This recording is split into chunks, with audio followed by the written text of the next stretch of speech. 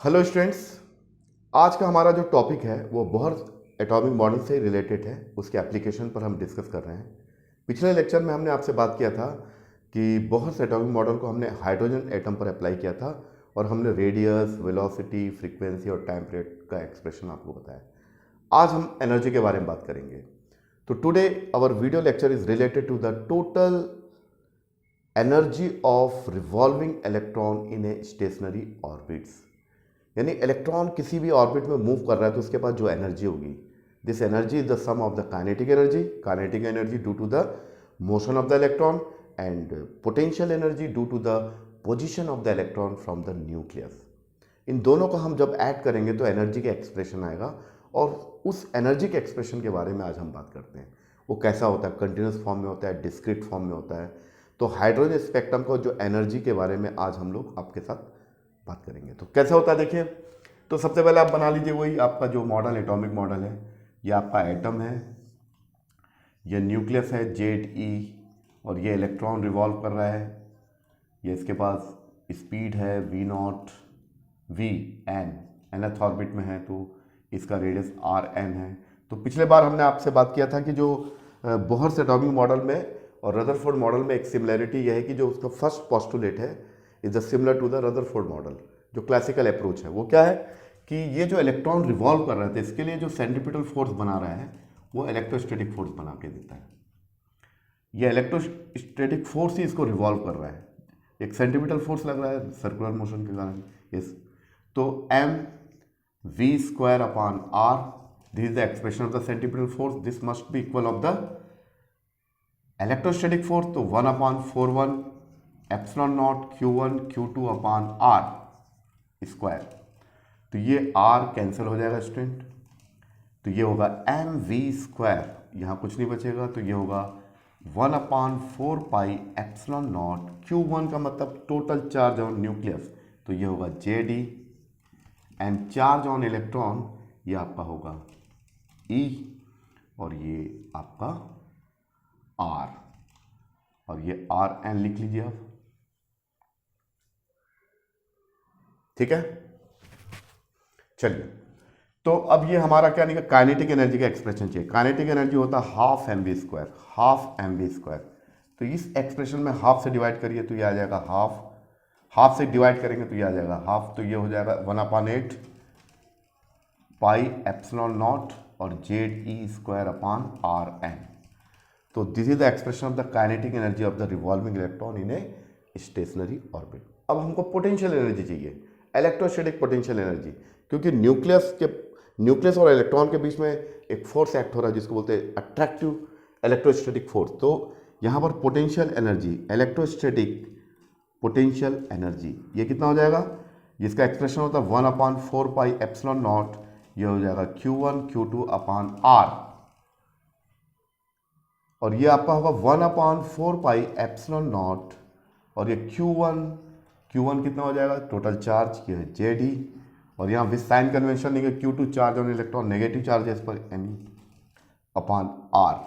तो ये हमारा एक्सप्रेशन बना 1/4 pi epsilon nought ZE² upon R, ये नेगेटिव साइन। तो अब टोटल एनर्जी का एक्सप्रेशन क्या बनेगा, total energy of the revolving electron in a stationary orbit in nth orbit, n लिख लीजिए, तो बाद में कर लेंगे n। चलिए, तो kinetic plus potential, the sum of the kinetic and potential energy. तो total energy of the electron, kinetic energy कितना है 1/4 पाई एप्सिलॉन नॉट, और 1/8 pi epsilon nought ZE² upon R, और ये आ गया minus 1/4 pi epsilon nought ZE² upon R। अब इसको सॉल्व करोगे तो आपका आ जाएगा E। तो यह सीधा लिख देता हूं मैं, ये 1/8 माइनस 1/4, तो यह माइनस आ जाएगा 1/8 पाई एप्सिलॉन नॉट, और ये R, और ये होगा ZE²। तो nth ऑर्बिट में तो En इक्वल हो जाएगा minus ZE² upon 8 pi epsilon not ये Rn। अब ये आर एन की वैल्यू को रखेंगे बाद में। चलिए ये आ गया एक्सप्रेशन। ये जो नेगेटिव साइन ये बता रहा है, ये नेगेटिव साइन ये इंडिकेट करता है कि the energy of the electron is the bond to the nucleus. Attractive force है, यानी उसके साथ बॉन्ड है, इलेक्ट्रॉन न्यूक्लियस के साथ बॉन्ड है और उसको हम इजीली फ्री नहीं कर सकते। It is not free to leave the atom. तो नेगेटिव साइन ये बता रहा है कि उनके बीच में जो फोर्स का नेचर है वो अट्रैक्टिव नेचर का है। तो ये अब इससे और कुछ बातें मैं आपको बताता हूँ, ध्यान से देखिए। तो काइनेटिक एनर्जी का एक्सप्रेशन क्या है, देखिए काइनेटिक एनर्जी का एक्सप्रेशन कितना आ गया ये, और एनर्जी का भी एक्सप्रेशन यही है, बस दोनों में डिफरेंस क्या है, इसमें प्लस है इसमें माइनस है। तो इसमें कंक्लूजन हमारा ये निकलेगा कि कभी एग्जाम में आएगा kinetic energy and potential energy दोनों का सेम है nth ऑर्बिट में, बस साइन का डिफरेंस है। अगर आपको एग्जाम में दिया है example, the kinetic energy of the revolving electron in orbit is given, suppose 2 electron volt दिया हुआ है, ठीक है, 2 इलेक्ट्रॉन वोल्ट दिया है काइनेटिक एनर्जी। तो फाइंड द टोटल एनर्जी, तो ई एन केवल आप माइनस साइन लगा दोगे तो ये आंसर आ गया।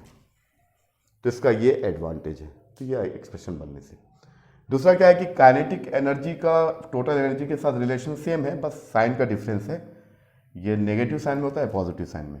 दूसरा, अब हम पोटेंशियल एनर्जी के बारे में बात करते हैं। पोटेंशियल एनर्जी जो यू से रिप्रेजेंट कर रहा हूँ, इसको देखिए आप ध्यान से, तो ये नेगेटिव में आ रहा है, -12 एप्सिलॉन नॉट जेड ई स्क्वायर अपॉन आर। इसको एनर्जी के इक्वल करने के लिए 2 से मल्टीप्लाई करो इसको और 2 से डिवाइड करो, तो ये आपका हो जाएगा u इज इक्वल टू, ये -2 इधर आ जाएगा और ये हो जाएगा Z E square upon 8 pi epsilon not R. तो जो पोटेंशियल एनर्जी है वो -2 times of the total energy, minus की जरूरत नहीं है, -2 बार क्यों लिखा, एक ही बार होगा।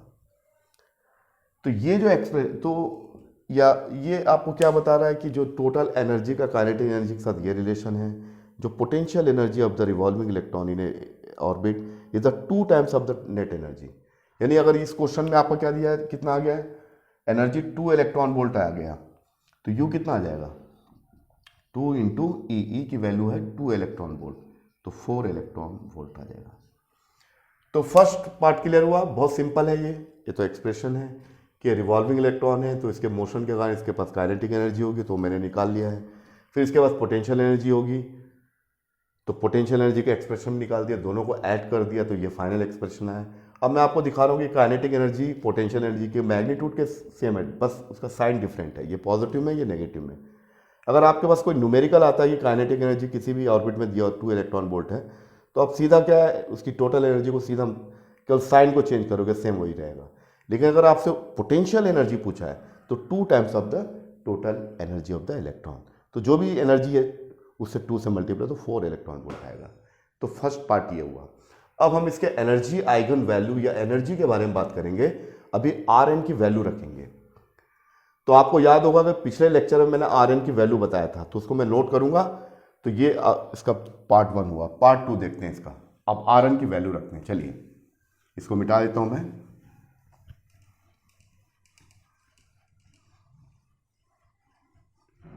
आर एन की वैल्यू क्या होगी, देखिए मैं देख के बता देता हूँ आर एन की वैल्यू क्या होगी।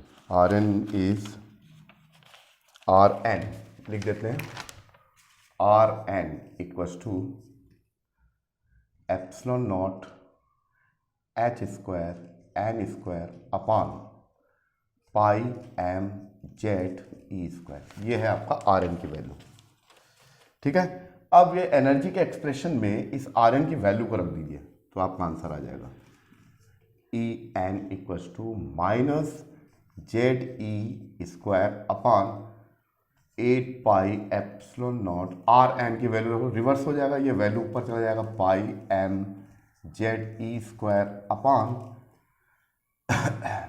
Epsilon not H square N square आ जाएगा।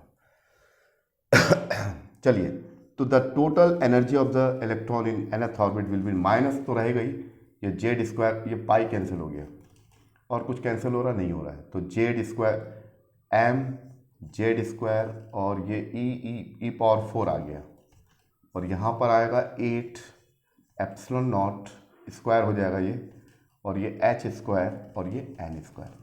इसको थोड़ा सिस्टमेटिक वे में लिखते हैं रीअरेंज करके, चलिए लिख के दिखाता हूँ।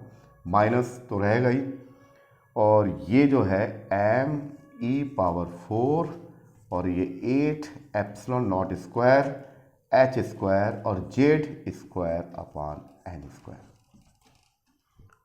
ये हुआ आपका expression of the total energy of the electron in a stationary orbit. ये अब इसके बारे में क्या क्या बातें आपको समझ में आ रही है? पहली बात, ये तो क्लियर हो गया, अब इसको मिटा देते हैं। अब यहाँ पर जो आपको मैं बताना चाहता हूँ वो ये बताना चाहता हूँ, जो मैंने रेडियस में भी बताया था वो आपको ध्यान रखना चाहिए। क्या? पहली बात, ये जो वैल्यू है ना, ये जो वैल्यू, इसके बाद ये तो नंबर है, एटॉमिक नंबर है, ये प्रिंसिपल क्वांटम नंबर है, तो इसका तो कोई डायमेंशन नहीं होगा। तो पहली बात तो ये हुई फैक्ट नंबर 1 कि अगर आपसे कभी पूछेगा what is the dimension of M E power 4 8 epsilon not square H square, इसका डायमेंशन क्या होगा, तो अगर आप निकालते बैठोगे तो काफ़ी टाइम लग जाएगा, आपको बहुत टाइम लग जाएगा। तो आपको मालूम होना चाहिए कि ये जो टर्म्स है ये total energy of the hydrogen atom से रिलेटेड है। इतना अगर मालूम है तो आप तुरंत बता दोगे it is the dimension of the energy, और एनर्जी का डायमेंशन क्या होता है? M L square T minus 2। तो कभी मान लीजिए एग्जाम में आ गया फाइंड द डायमेंशन ऑफ, इसका डायमेंशन आ गया 8 का तो कोई मतलब नहीं है, तो कांस्टेंट है M E power 4 epsilon not square H square, H is the Planck constant, इसका डायमेंशन आ गया, तो ये आ गया। दूसरा फैक्ट इसके बारे में ये है, फैक्ट नंबर 2, इसको अगर आप इसकी वैल्यू निकालोगे एम ई पावर 4 और ये 8 epsilon not, numerical value of this physical quantity, ये जो क्वांटिटी है इसका न्यूमेरिकल वैल्यू जो भी वैल्यू आएगा जूल में आएगा, फिर इलेक्ट्रॉन के चार्ज से डिवाइड करोगे तो फाइनली आएगा 13.6 इलेक्ट्रॉन वोल्ट। तो यहाँ पर एनर्जी के टर्म्स में जो ये टर्म्स आ रहा है ये बहुत इंपॉर्टेंट है, इसका डायमेंशन होगा एनर्जी और इसका जो न्यूमेरिकल वैल्यू होगा 13.6 इलेक्ट्रॉन वोल्ट। इसको अगर हम मैं रख दूं तो ये हो जाएगा एनर्जी का एक्सप्रेशन बन जाएगा, the energy of the electron in nth orbit will be, minus तो रहेगा 13.6 और ये Z square upon N square. ये आपका एक्सप्रेशन आ गया जो मैं आपको बताना चाह रहा था। यहां पर नेगेटिव साइन क्या बता रहा है? फैक्ट नंबर 3,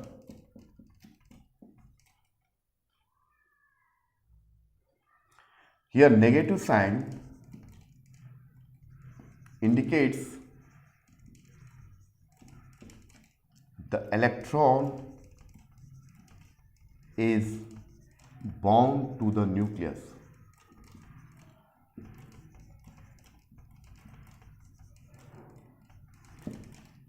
यानी इलेक्ट्रॉन न्यूक्लियस के साथ बाउंड है वो, तो इस वजह से क्या होगा? It is not free, it is not free to leave the atom। यानी इलेक्ट्रॉन और न्यूक्लियस के बीच में जो अट्रैक्टिव इलेक्ट्रोस्टैटिक फोर्स लग रहा है उसकी वजह से ये बाउंड है, ये उसको बाउंड करके रखा, बांध के रखा अट्रैक्टिव फोर्स से।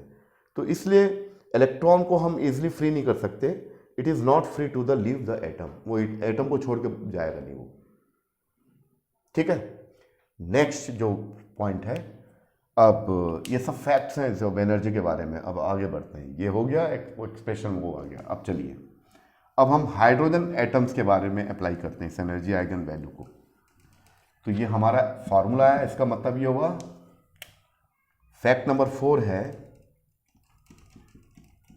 जैसे angular momentum of the electron M V R equals to N H upon 2 pi होता है। The quantization of the angular momentum, यानी किसी भी ऑर्बिट इलेक्ट्रॉन की जो एंगुलर मोमेंटम है, the angular momentum of an electron in orbit is quantize N H upon 2 pi, N is the integers, H upon 2 pi, यानी इसकी value quantize होती है। सिमिलरली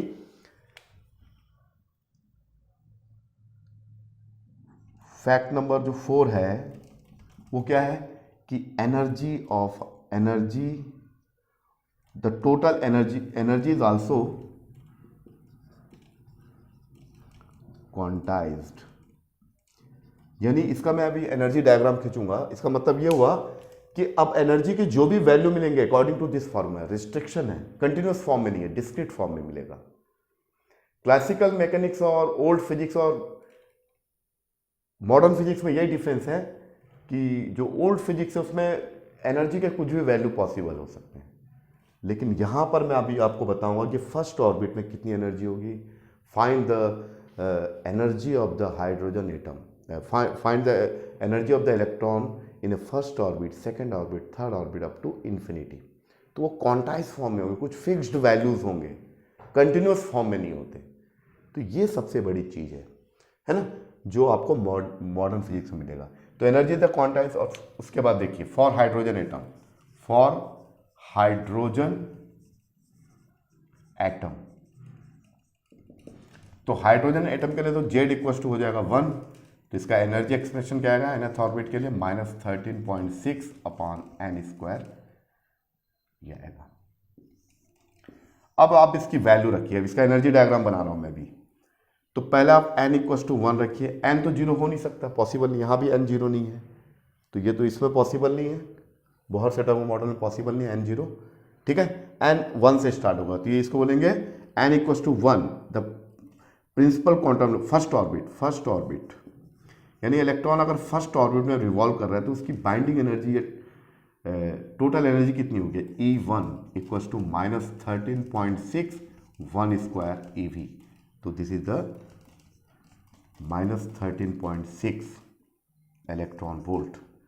फिर n इक्वल टू 2 में जाएंगे तो सेकेंड ऑर्बिट में कितनी एनर्जी होगी, ये भी आपको पता चल जाएगा, ये हो जाएगा आपका -13.6 और 2 का स्क्वायर, तो ये नियर अबाउट 3.4 इलेक्ट्रॉन वोल्ट। अच्छा, फिर n इक्वल टू 3 में जाओगे, third orbit, third energy level, तो ये हो जाएगा E3 और ये बनता है -1.51। और n इक्वल टू 4 में फोर्थ ऑर्बिट में कितना हो जाएगा, ये E4 इक्वल टू हो जाएगा -0.84। ये सब तो आप निकाल ही लोगे। और n की वैल्यू बढ़ाते जाओ और जो n इन्फिनिटी होगा तो एनर्जी कितना हो जाएगा, -13.6 अपॉन इन्फिनिटी लार्ज नंबर है तो ये 0 हो जाएगा। तो electron becomes free, electron becomes free, यहाँ फ्री हो जाएगा। तो यहाँ पर मैंने बताया कि जो नेगेटिव साइन होता है, नेगेटिव साइन इंडिकेट कर रहा है कि electron is bound to the nucleus. Electron nucleus के साथ बाउंड है, वो उसको छोड़ के नहीं जा सकता, अट्रैक्टिव फोर्स से बाउंड है, तो इसलिए वो फ्री भी नहीं है, वो एटम को छोड़ के नहीं जा सकता। यह है कि जैसे एंगुलर मोमेंटम क्वांटाइज होता है, यानी किसी भी ऑर्बिट में एंगुलर मोमेंटम में कुछ फिक्स्ड वैल्यूज होते हैं, सिमिलरली हाइड्रोजन एटम में जो किसी भी ऑर्बिट में जो एनर्जी होगा क्वांटाइज फॉर्म होगा, जो सबसे जो फर्स्ट एनर्जी लेवल होगा ये होगा, उसके बाद ये होगा, उसके बाद ये होगा, उसके बाद ये होगा। और जैसे बढ़ते जाओगे जो अब काफ़ी दूर जाओगे तो ये एनर्जी 0, यानी इलेक्ट्रॉन बिकम्स फ्री, यहाँ फ्री हो जाएगा। तो इसका एनर्जी पैटर्न बना के दिखाता हूँ और मैं बताता हूँ कि जैसे जैसे n की वैल्यू बढ़ेगी तो what will be the change of the energy, energy बढ़ेगी या कम होगी, उसके बारे में बात कर लेते हैं। चलिए, तो ये क्लियर हो गया होगा। अब इसका एनर्जी स्पेक्ट्रम, एनर्जी डायग्राम बना के बताता हूँ। इसको मिटा देते हैं।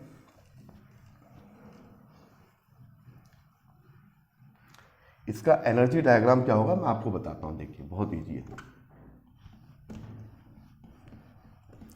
तो अभी जो हमने निकाला इसका एक्सप्रेशन उसको लिख देता हूँ मैं, बहुत ईजी है वो।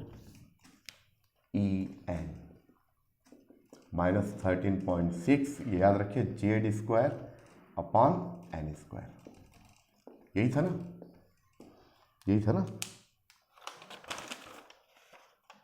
ओके ठीक है, यही इलेक्ट्रॉन वोल्ट। अभी मैंने आपको वैल्यू निकाल के बताया, देखिए मैं आपको बता रहा हूँ, ये आपका एनर्जी डायग्राम है, ये यहाँ पर,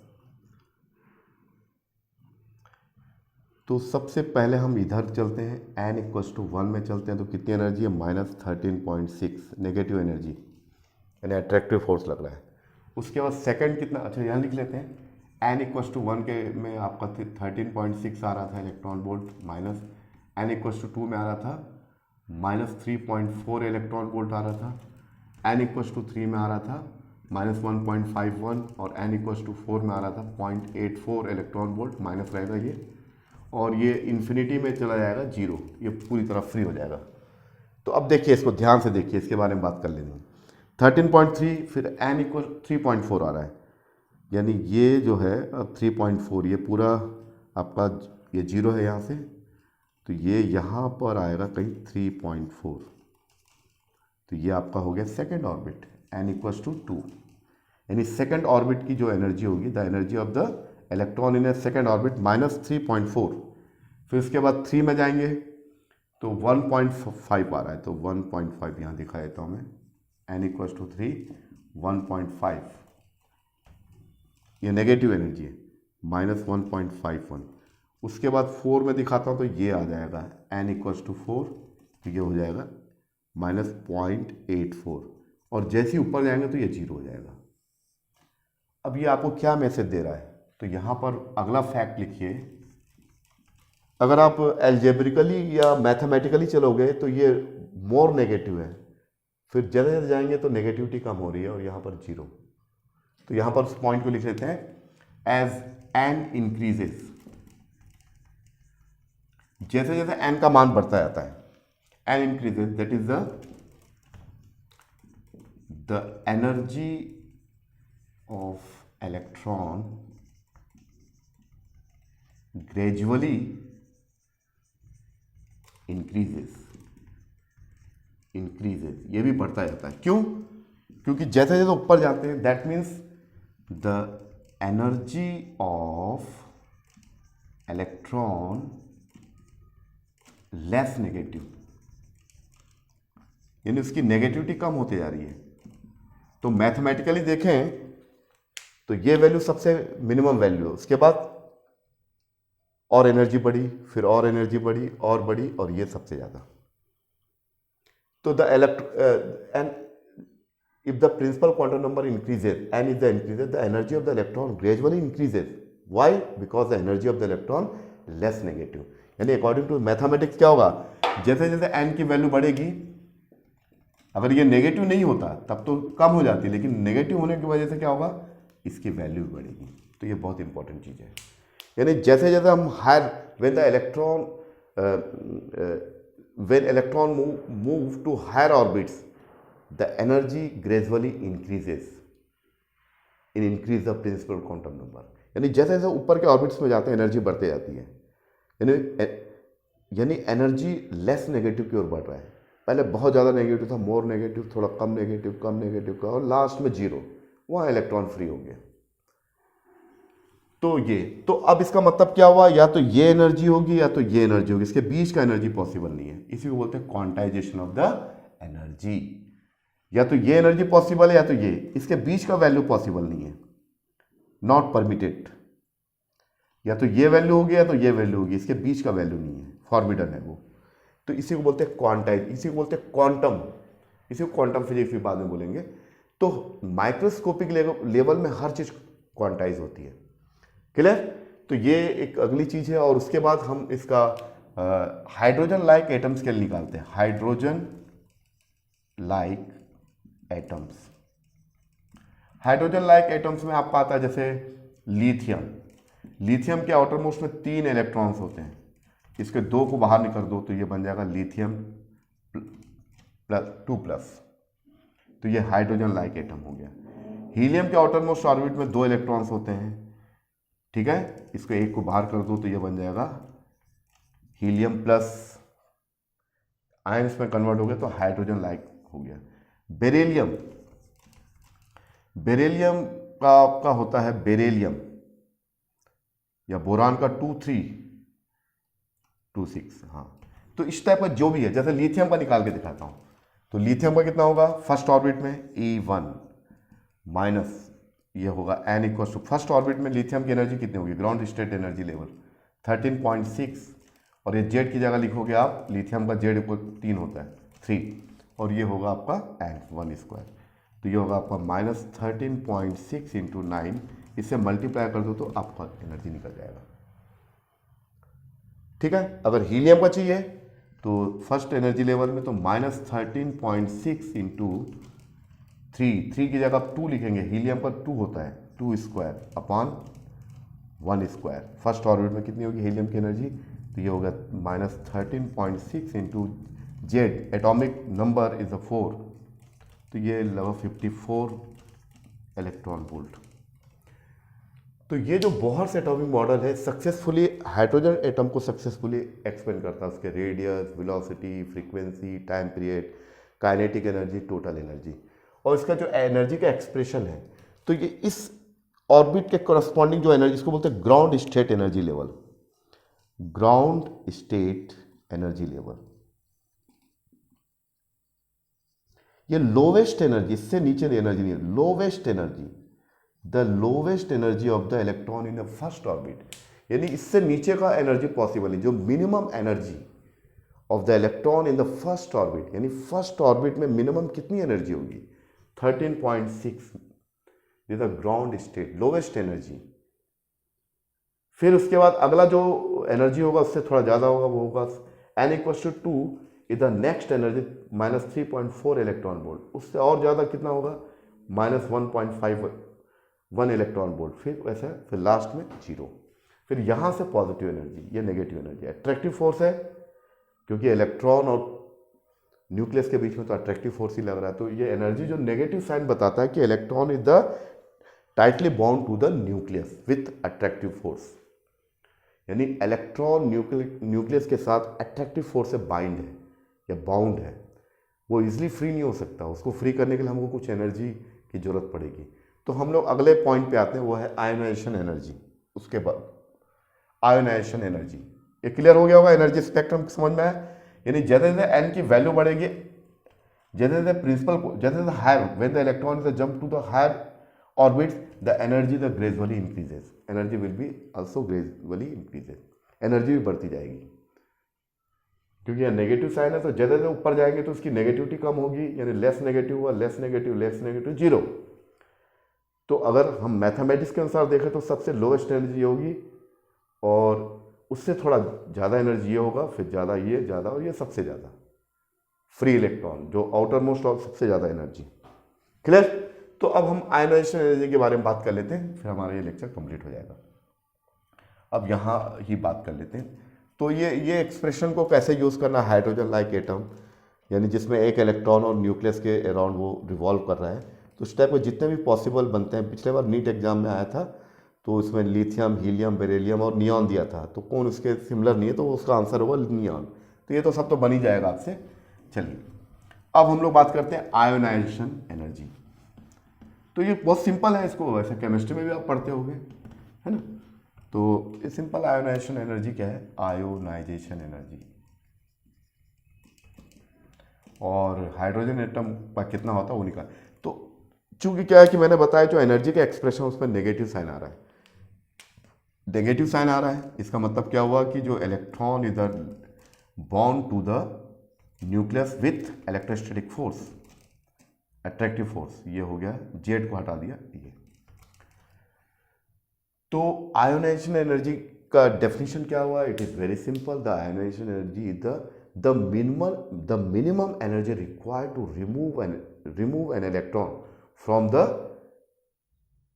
first ground level, second orbit, third orbit, यानी तो हम इसको लिख देते हैं, द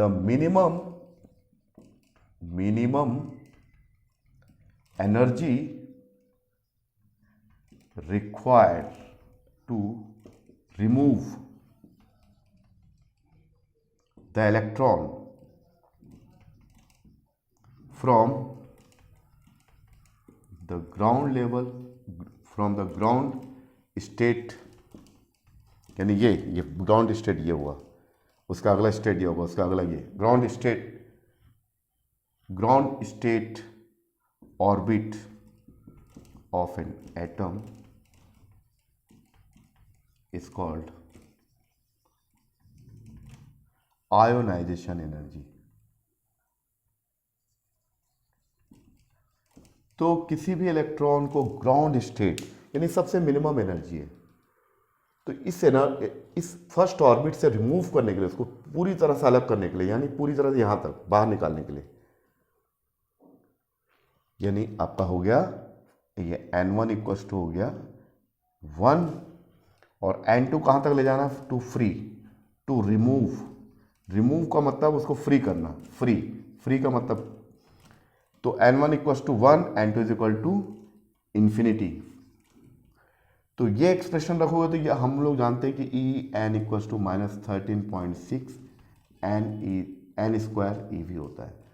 तो फर्स्ट ग्राउंड स्टेट एनर्जी कितनी होगी, -13.6 और ये 1 स्क्वायर इलेक्ट्रॉन वोल्ट, और आपका E इन्फिनिटी यानी बहुत दूर के ऑर्बिट्स में कितना होगा, n की वैल्यू बहुत लार्ज है, तो -13.6 अपॉन n स्क्वायर की जगह इन्फिनिटी स्क्वायर, तो ये होगा 0, -0 + 0 एक ही मतलब है। तो फाइनली क्या होगा, तो what is the ionization energy of the electron in a first orbit, the minimum energy required to the remove the electron, यानी इलेक्ट्रॉन को उस फर्स्ट ऑर्बिट से या लोवेस्ट एनर्जी लेवल से रिमूव करने के लिए मिनिमम जितनी एनर्जी चाहिए, the minimum energy required to the remove the electron from the ground state orbit of an atom is called the ionization. तो ये आपका होगा, तो कितना हो जाएगा, E infinity minus E1, E infinity का मतलब हुआ 0 फिर माइनस, और ये ऑलरेडी माइनस है तो -13.6, 1 का कोई मतलब नहीं है, इलेक्ट्रॉन वोल्ट। तो then finally the ionization energy of the electron in a ground state level is 13.6, positive आएगा। तो स्टूडेंट आज का जो लेक्चर है वो बहुत ही सिंपल था, बहुत ही छोटा था, क्योंकि बेसिक लेक्चर तो मैंने दे दिया, बोह्र एटॉमिक मॉडल के जो पॉस्टुलेट्स थे उसके एप्लीकेशन थे। तो आज हम लोग केवल एनर्जी के बारे में बात किए, क्योंकि इलेक्ट्रॉन रिवॉल्व कर रहा है तो उसके बाद काइनेटिक एनर्जी होगा, उसकी पोजीशन है न्यूक्लियस के रिस्पेक्ट में, तो पोटेंशियल एनर्जी, दोनों को ऐड करके आप एनर्जी का एक्सप्रेशन निकालें।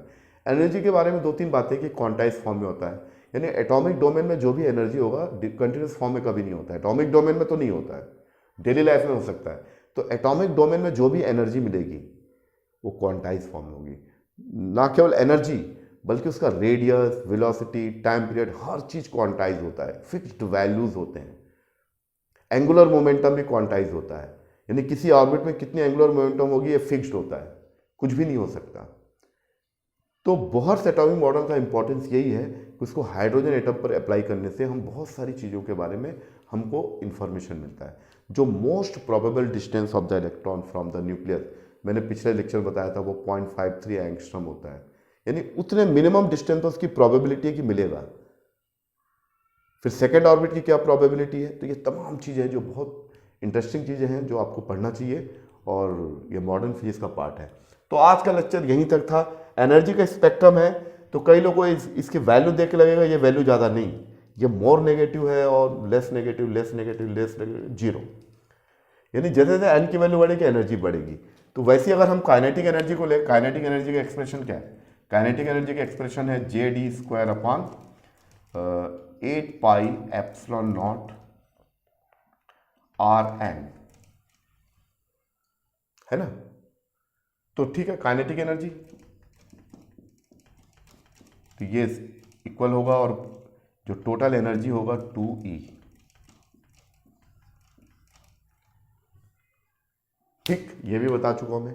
तो ये आज का छोटा सा लेक्चर था, उम्मीद है कि आपको समझ में आएगा, बहुत सिंपल है। अब हम जो है नेक्स्ट जो लेक्चर होगा वो होगा interpretation of the hydrogen spectrum के बारे में बात करेंगे। बोहर्स मॉडल का जो लास्ट पोस्टुलेट्स है उसको यूज करेंगे उसमें, कि when the electron jumps from the higher energy level to the, when the electron is the transition from the higher energy level to lower energy level, तो उस समय रेडिएशन एमिट होता है, लाइट एमिट होता है। तो वो जो कॉन्सेप्ट है जो जिस पर बेस्ड हमारा पूरा जो ट्रांजिशन होता है इलेक्ट्रॉन का, जब हायर एनर्जी लेवल जाके फिर लोअर एनर्जी में आता है, तो वो चीज़ों के बारे में आपको अलग से वीडियो में बताऊंगा। और उसी में मैं आपको बताऊंगा जो डिफरेंट टाइप का जब एमिशन होता है, लाइट का पल्स बाहर निकलता है, जितनी एनर्जी एब्जॉर्ब किया था इलेक्ट्रॉन ने उसको रेडिएशन के फॉर्म में एमिट करता है, तो डिफरेंट टाइप के वेवलेंथ को एमिट करता है।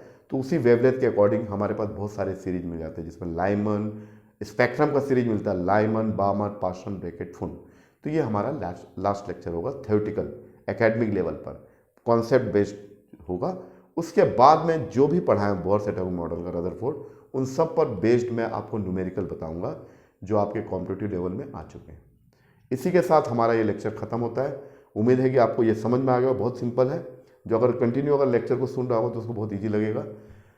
अगर आप पहली बार हैं तो इस चैनल को सब्सक्राइब करिए, शेयर करिए और लाइक करिए। थैंक यू, फिर मिलते हैं।